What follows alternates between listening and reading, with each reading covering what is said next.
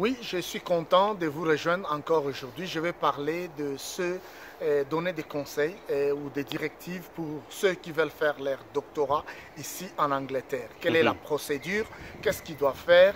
Et c'est parce que j'ai cette expérience. Je suis venu ici en Angleterre, venant du Congo, et j'ai étudié ici pour faire ma licence. J'ai fait ici mon master et j'ai fait ici mon doctorat. Ma licence, ça m'a pris 3 ans, mon master 1 année et 5 ans de mon doctorat. Et quand j'ai fini dans le domaine de santé, pour aider les gens qui sont malades, je me suis déplacé. J'avais fini mon doctorat à l'université de Manchester et je me suis déplacé. Maintenant, je travaille à l'université de York. Donc, concernant ceux qui veulent faire leur doctorat, il y a une procédure. Normalement, ce sont des gens qui ont les niveaux de master, qui peuvent faire le doctorat ici en Angleterre. Et il y a des sujets, il y a 2 options. La première option, c'est que tu vas trouver quelqu'un qui est ton superviseur de doctorat. Mais pour que tu trouves ton superviseur de doctorat, souvent, il y a certains superviseurs qui ont des sujets dont leur domaine de recherche et ils veulent que les gens puissent les aider pour qu'ils évoluent dans ce domaine-là. Alors tu vas aborder ce sujet, donc tu dois aller souvent dans les sites internet de chaque université. On va vous présenter certains domaines où les gens veulent qu'on puisse faire beaucoup plus de recherches.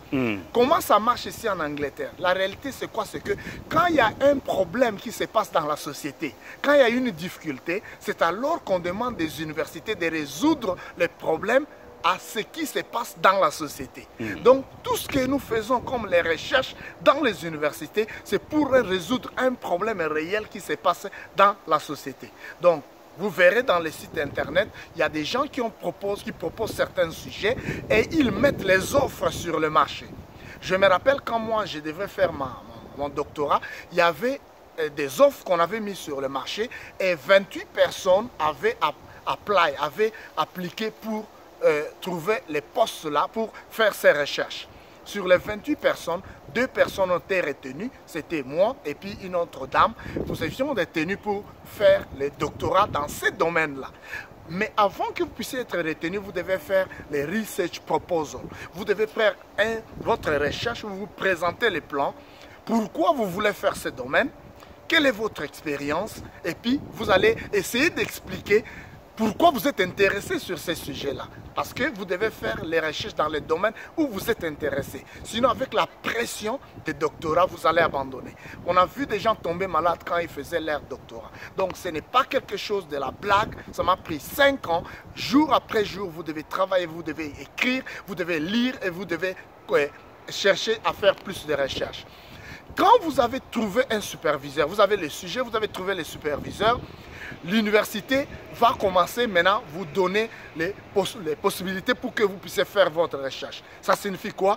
La librairie sera à votre disponibilité. Vous aurez accès à certains journaux internationaux où vous pouvez accéder et puis lire les recherches des autres. Vous devez très bien connaître les sujets. Pourquoi? Parce que vous devez apporter, quand vous dites que vous êtes docteur, vous devez apporter quelque chose qui va ajouter dans les domaines des recherches dans le monde entier. Ça signifie que vous ne devez pas faire quelque chose que les autres personnes ont déjà fait, ont déjà publié. Vous devez faire quelque chose qui va apporter vraiment quelque chose de plus dans le monde scientifique. Donc, l'université va vous aider pour que vous puissiez atteindre cet objectif-là. Vous aurez besoin de votre superviseur pour vous aider. Pendant les premières années, vous devez voir le superviseur pendant chaque semaine. Vous devez le voir pour discuter sur votre évolution. En réalité, quand vous faites votre doctorat, vous êtes le maître de votre recherche. Mais vous avez besoin de guides auprès des superviseurs, mais vous dirigez votre recherche. Vous devez les rencontrer et à la fin de la première année, vous devez faire ce qu'on fait une défense, qu'on appelle Viva. Cette défense que vous allez faire, c'est pour qu'on détermine si vous êtes capable de faire le doctorat ou pas. À l'université, là où moi j'ai étudié à l'université de Manchester, une des grandes universités ici en Angleterre, très respectée, avec plusieurs personnes qui ont eu le prix Nobel là-bas. Ils sont tellement sévères parce qu'ils vont demander 2 personnes qui vont vous interroger, quelqu'un de votre département et une autre personne de notre département qui sont spécialistes dans ce domaine, qui vont vous interroger pendant votre défense. Après la défense, vous aurez à passer votre première année. Si on trouve que vous ne convainquez pas les gens, c'est alors qu'on va vous demander d'aller accomplir votre master et vous partez. Mais si on trouve que vous avez passé la première année, c'est alors on va vous dire, ok, maintenant vous pouvez continuer avec votre recherche et pour faire votre doctorat. Dès que j'ai terminé ma première année, je me rappelle, j'avais un superviseur qui est venu du département d'économie, qui était très sévère. Je me rappelle encore des nôtres. Donc, et après, à la fin, ils m'ont dit, ok, nous avons demandé certaines choses que tu dois améliorer dans ton domaine de recherche. Ils sont très critiques parce que c'est la première année. Ils vous disent, il y a telle chose que nous voulons voir, il y a telle chose que nous voulons voir. Après ça, tu vas améliorer ça et tu envoies encore. Et ils disent, ok, nous avons accepté, tu peux continuer tes recherches. Normalement, ça va te prendre 2 ans ou 3 ans de plus après que tu aies passé ta première année. Et pour ceux qui travaillent full-time, pour ceux qui sont part-time, tu vas multiplier ça par 2. Donc, dès que j'ai fini là-bas, j'ai continué mes recherches. Et quand tu continues tes recherches, tu dois travailler avec la pensée que tu auras publié, les publications. Donc, chaque chapitre que tu es en train de faire de tes recherches, ce chapitre-là deviendra une publication. Et vous pouvez vous rappeler que quand vous avez une partie de vos recherches, c'est près de 10 à 15 000 mots que vous avez dans ça. Donc ça c'est les résumés. Donc vous devez comprendre. Mais quand vous envoyez pour la publication, vous devez encore réduire le nombre de mots. Donc vous devez à la fin, quand vous avez terminé votre recherche, votre période de recherche, vous allez faire la défense. Et cette défense est beaucoup plus méticulée parce que le superviseur a déjà accordé, comme il t'avait suivi, ou elle t'avait suivi, le superviseur a déjà confirmé que vous êtes maintenant en réalité capable de devenir docteur. Mais vous devez être évalué par d'autres personnes. On va appeler une personne de votre université, qui n'est pas de votre département, et une autre personne qui est d'une université d'ailleurs, qui viendra. Donc, ils viendront et vont faire la défense. Je me rappelle, ma défense a pris 3 heures. Et pendant ces 3 heures, vous avez un gros livre que vous devez défendre. Ils vont vous poser même les références. Ça signifie que vous devez connaître toutes les personnes que vous avez mentionnées là-bas. Vous devez connaître cela. C'est pourquoi, quand quelqu'un dit qu'il est docteur, ça signifie qu'il est vraiment quelqu'un qui connaît ce qu'il est en train de défendre.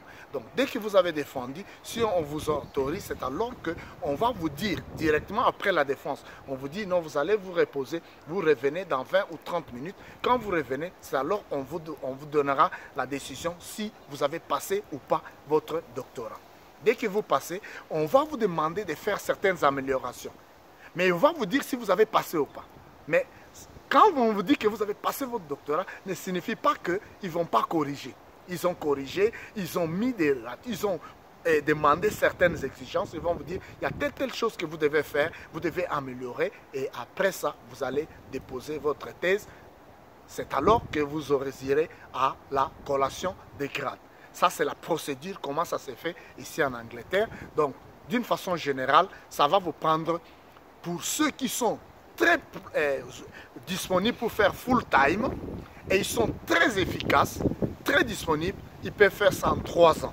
Mais pour ceux qui doivent ajouter une année, ils peuvent faire ça en 4 ans. D'autres personnes le font en 5 ans, d'autres personnes peuvent faire en 6 ans. Donc, ça dépend de votre disponibilité et ça dépend des sujets, ça dépend des recherches, où vous devez voyager, vous devez partir. Donc, tout ça va compter pendant combien de temps vous allez faire votre doctorat. Ça, c'est les résumés. Si vous avez beaucoup plus besoin de réponses, de questions, ou vous avez besoin d'advice, de conseils, contactez-moi dans mon website. C'est www.drkhn.com.